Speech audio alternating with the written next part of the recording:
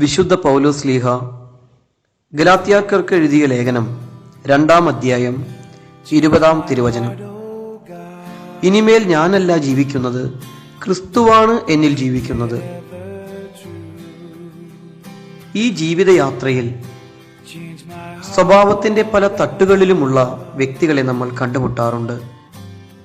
ചിലർ ക്ഷിപ്രകോപികളായിരിക്കാം, ചിലരോ ക്രൂരമായി സംസാരിക്കുന്നവരായിരിക്കാം.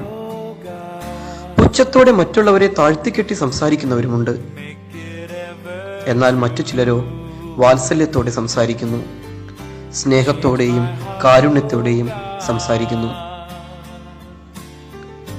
അങ്ങനെ പല തട്ടുകളിലുമുള്ള വ്യക്തികളോട് നമ്മൾ ഇടപെടുമ്പോൾ അവരുടെ ജീവിതത്തെയും അവരുടെ സ്വഭാവത്തെയും മനസ്സിലാക്കി നാം നമ്മുടെ വാക്കുകളെയും പെരുമാറ്റത്തെയും നിയന്ത്രിക്കുന്നു.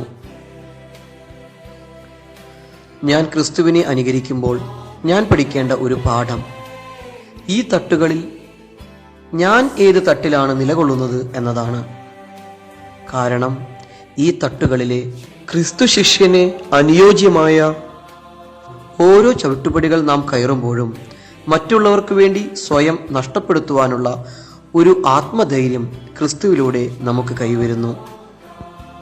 നമുക്ക് വേണ്ടി സ്വയം ശൂന്യനായി നമ്മുടെ പാദങ്ങൾ കഴുകുകയും നമുക്ക് വേണ്ടി കുരിശുമരണം വരിക്കുകയും ചെയ്ത നമ്മുടെ പരിശുദ്ധനായ യേശു ക്രിസ്തുവാണ് മുൻപിൽ നമുക്ക് മാതൃകയായിട്ടുള്ളത്.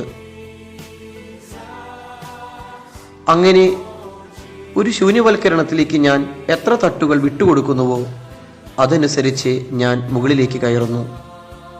കുറച്ചുകൂടി മെച്ചപ്പെട്ട ഒരു ക്രിസ്തുവായി ഞാൻ മാറിത്തുടങ്ങുന്നു.